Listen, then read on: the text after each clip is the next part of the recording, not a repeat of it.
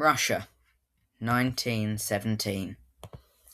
For centuries, the Russian Empire had been ruled by one family, the Romanovs. At the top sat Tsar Nicholas II, Emperor of Russia, absolute ruler of an enormous empire stretching from Europe to the Pacific. But beneath the grandeur, Russia was struggling.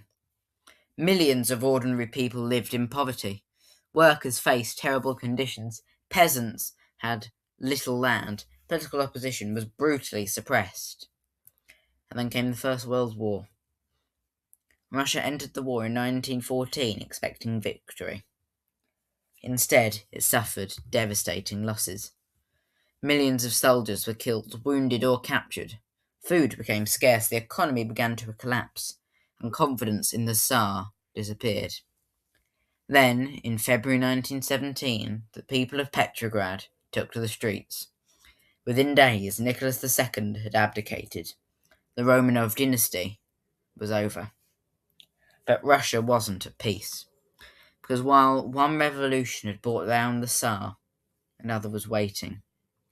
8 months later, a relatively small revolutionary party, led by a man named Vladimir Lenin, would seize power. Their promise? Peace. Bread.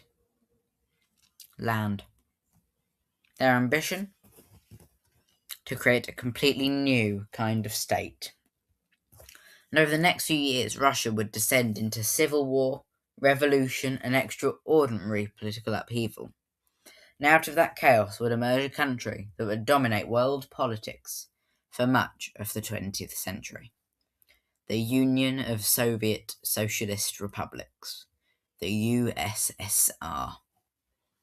And this is how an entire empire collapsed, how a revolution transformed a nation, and how the Bolsheviks built one of the most powerful and controversial states the world had ever seen. This is History's a Story. Let's begin. Before we can understand why Russia exploded into revolution, we need to understand the Russia that existed beforehand. An imperial Russia was, quite simply, enormous.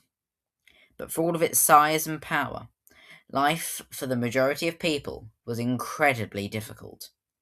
Around 80% of Russia's population were peasants. They worked the land, often in difficult conditions, and many lived in small villages with limited access to education, healthcare, and basic infrastructure. Cities such as Moscow and St. Petersburg grew rapidly. Factories appeared, railways expanded, and thousands of people left the countryside in search of work. But industrialization brought its own problems. Factory workers could work extremely long hours for low wages, often in dangerous conditions. There were few protections for workers, and strikes on political organisation could bring the attention of the authorities. And above all, there was the enormous hierarchy of the Russian Empire. At the very top was the Tsar. Then came the nobility, wealthy landowners, officials, and members of the growing professional classes. At the bottom were the workers and peasants who made up the overwhelming majority of the population. Russia was changing, but its political system was not changing nearly as quickly. And that brings us to the empire itself. At the beginning of the 20th century, the Russian Empire was one of the largest states in human history. It stretched from the borders of Germany and Austria-Hungary in the west, across Eastern Europe and Siberia, all the way to the Pacific Ocean. Its territory covered enormous parts of what are now Russia, Ukraine, Belarus, Poland, Finland, the Baltic states, the Caucasus, and Central Asia.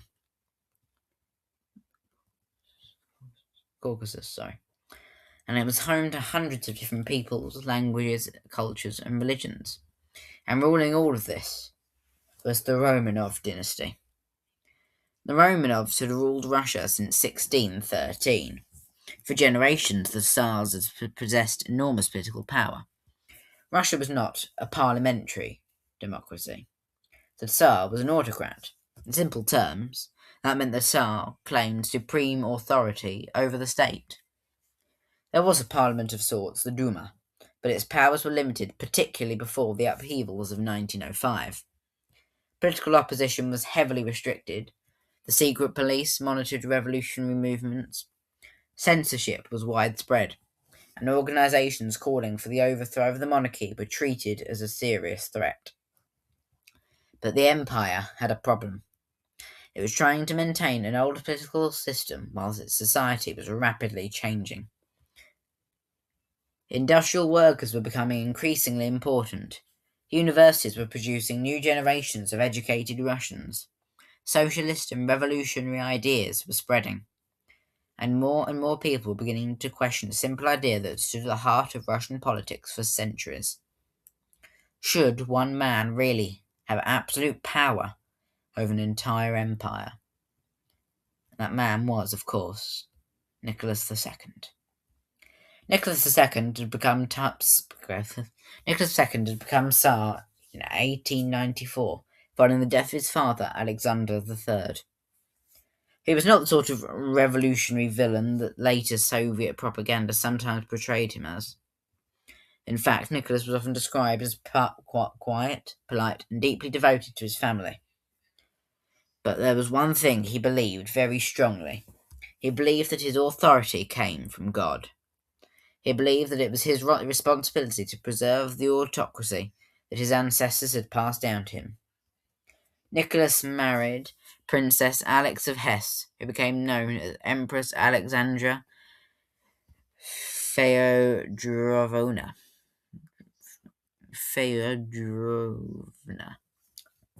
Sorry about that pronunciation, quite honestly. Together they had 5 children. Their family life was in many ways close and affectionate. Behind the walls of the imperial palaces, the problems of the Russian Empire were becoming increasingly difficult to ignore. Nicholas was not prepared to give up his political authority, yet Russia was demanding change. And when Nicholas faced protests, strikes, and political opposition, his instinct was generally to preserve the existing system rather than fundamentally reform it. That would prove disastrous. Because Nicholas inherited an empire already facing enormous pressures, and during his reign, those pressures would become crises.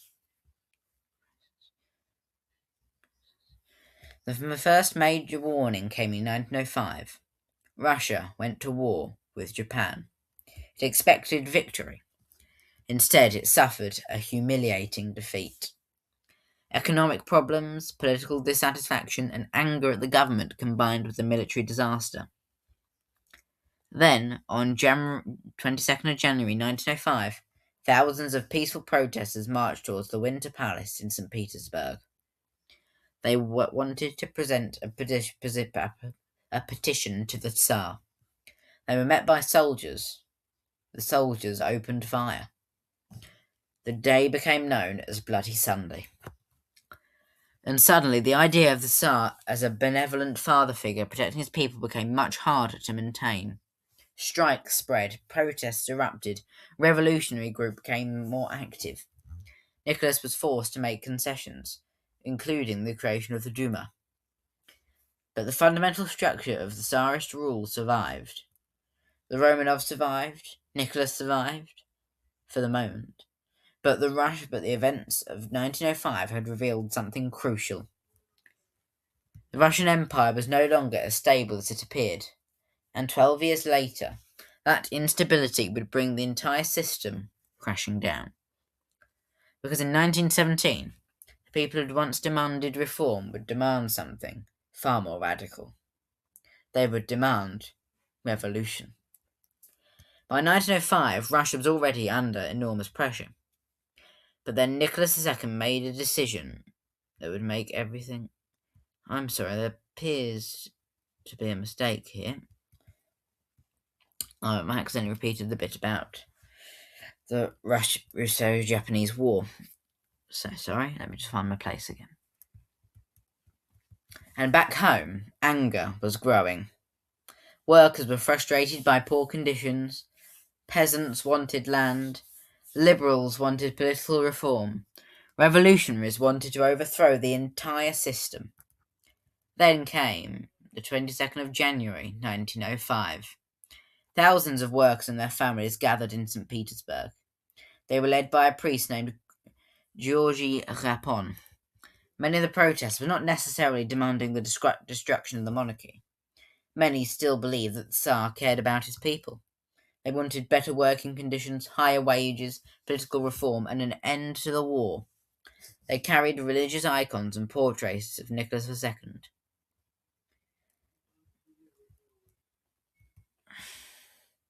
In October 1905, Nicholas issued the October Manifesto. He promised civil liberties and created the Duma, but Nicholas remained determined to preserve his authority. Opposition continued to be repressed, and eventually the revolutionary wave of 1905 faded.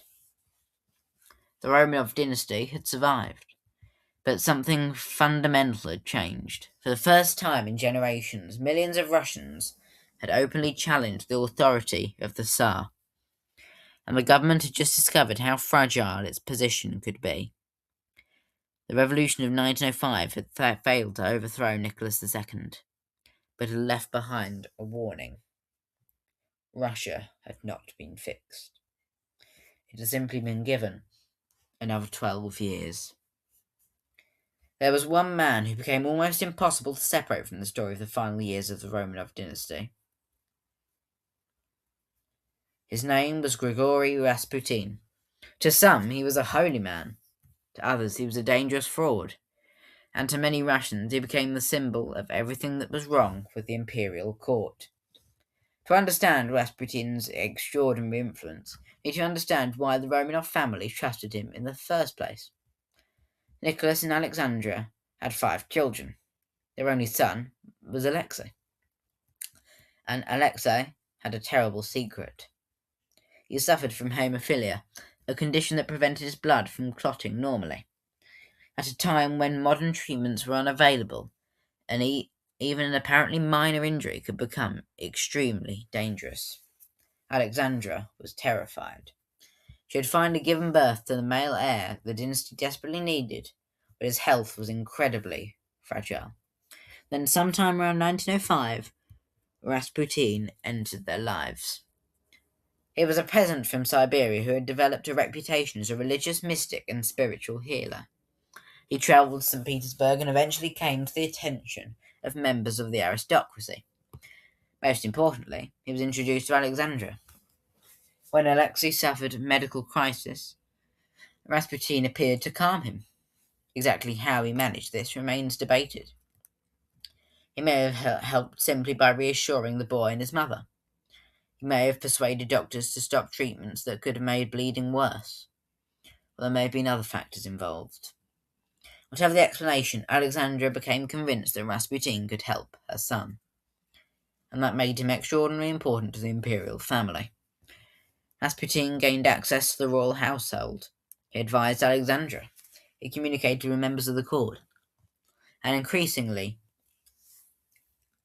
rumours began to spread about the strange man who seemed to have the Empress's confidence. His reputation had become increasingly sensational. Stories circulated about his behaviour, his supposed powers and his influence over the royal family. Some were exaggerated, others were outright fabricated.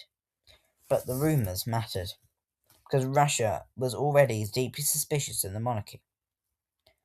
The situation became even more damaging when Nicholas left Petrograd in 1915 to take personal command of the Russian army during the First World War. Alexandra remained in the capital, and Rasputin's association with her became even more politically controversial. Opponents of the monarchy increasingly portrayed Alexandra and Rasputin as evidence that the imperial government was completely out of touch with reality. The irony was that Rasputin's actual political influence was probably far less than the rumours suggested. But politically, that almost didn't matter. Perception had become reality. By the middle of the First World War, the Romanov government was suffering from a catastrophic credibility problem. Military defeats, food shortages, political corruption, and now a royal court surrounded by rumours and scandal. Rasputin had become one of the most hated men in Russia, and eventually some members of the aristocracy decided that something had to be done. In December 1916, a group of conspirators lured Rasputin to the Moika Palace in Petrograd. They intended to kill him. Although the famous story surrounding his death became increasingly exaggerated over time, Rasputin was ultimately murdered. His death did not save the Romanovs, did not restore confidence in the government, and it certainly did not solve Russia's problems. The fact, within just a few months, the dynasty had become so closely associated with would be gone. Because Rasputin was not the cause of the Russian Revolution. It was a symbol of something much larger. The Romanov government was losing its grip, and then came the war that would finally tear it apart. By 1914, Russia was already struggling, but nobody could have predicted what was about to happen. On 28th of June 1914, Archduke Franz Ferdinand of Austria-Hungary was assassinated in Sarajevo. Within weeks, Europe was at war. Austria-Hungary declared war on Serbia, Russia supported Serbia, Germany supported Austria-Hungary, France supported Russia, and Britain would soon enter the conflict as well. The First World War had begun. For Nicholas II, this was an opportunity. A great European war could unite the Russian people behind the Tsar. Millions of Russians rallied around the monarchy. Patriotic crowds filled the streets, and Russia mobilized its enormous army. On paper, Russia looked formidable. It had a population of more than 150 million people and one of the largest armies in the world. But size wasn't everything. Russia's military was poorly supplied. In August 1914, Russia launched an invasion of East Prussia. It ended disastrously. The Russian Second Army was surrounded and destroyed at the Battle of Tannenberg. Thousands of Russian soldiers were killed. Tens of thousands more were captured. This was only the beginning. Across the Eastern Front, Russian forces suffered enormous casualties. By 1915, the situation becomes so serious that Nicholas made a momentous decision. He would take personal command of the army. From that moment onwards, every defeat was increasingly seen as the Tsar's defeat.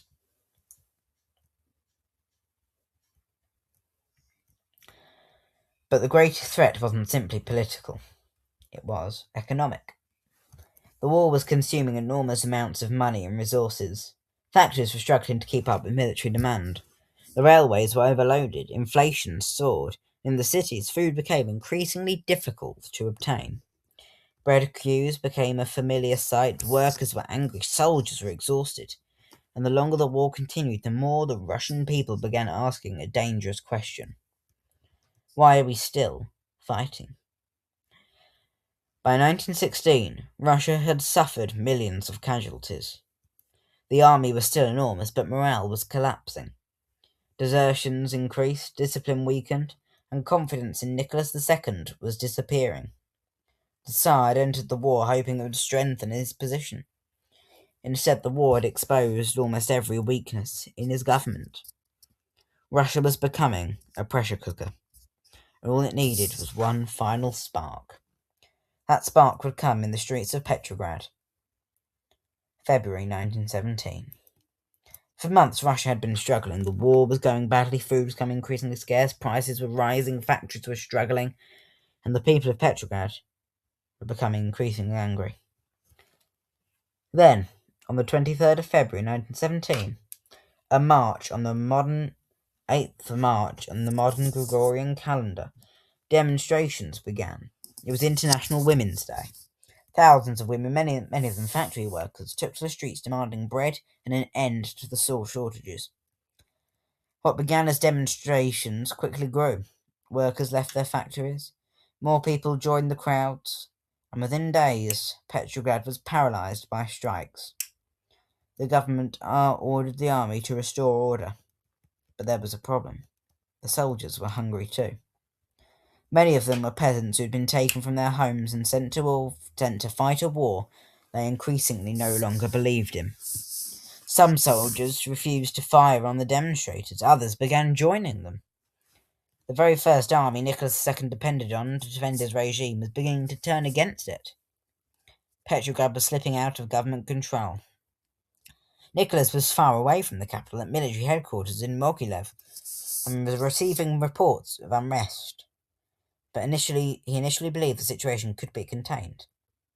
It couldn't. At the same time, revolutionaries and workers were organizing through the Petrograd Soviet. Suddenly, Russia had something extraordinary. Two competing centers of power. The provisional government claimed political authority.